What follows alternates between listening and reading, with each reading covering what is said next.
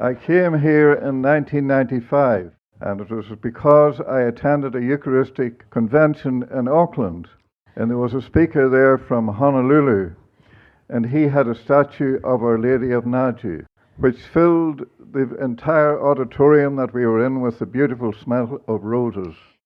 So I was puzzled by this, and I decided that I would go to Naju.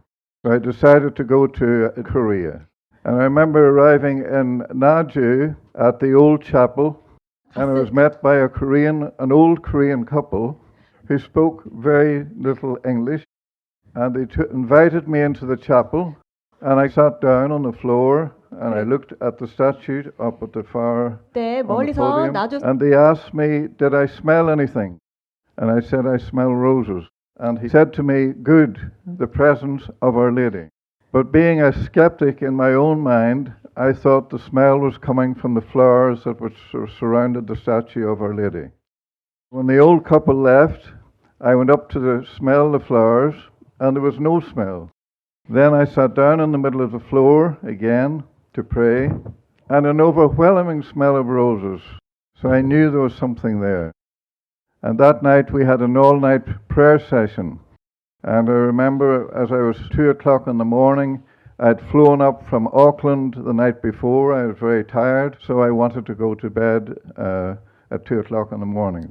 And the next morning when I got up, I came down to the chapel, and Julia was still praying. There was an all-night prayer session, and she prayed over me.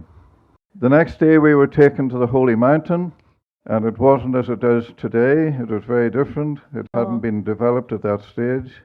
So I went up to the Miraculous spring, and everyone wanted a drink of water.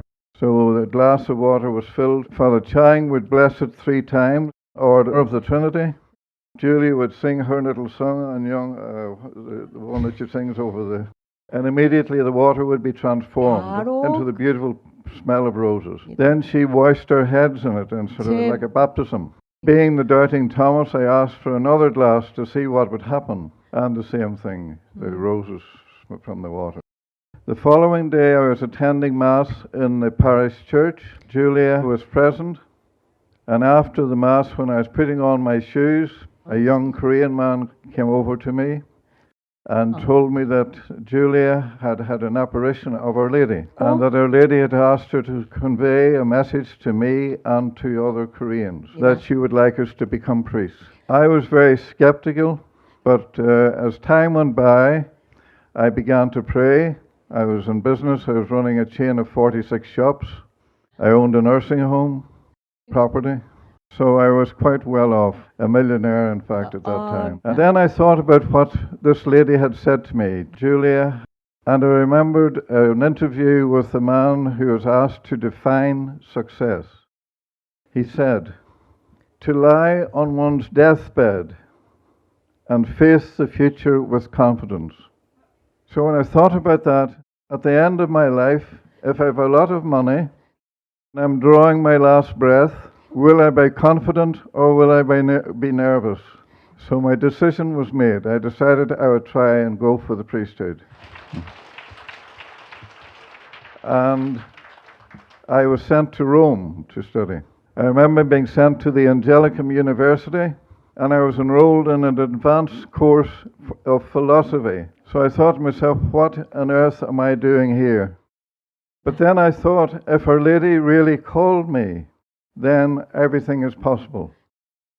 So I studied philosophy, and I got top marks both semesters. So that gave me the incentive to continue.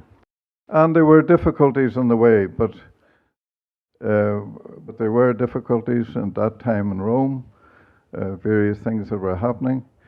But I always believed that if Our Lady had called me in Naju, Our Lady would see to it that I overcame all those difficulties. And I was right. I was ordained.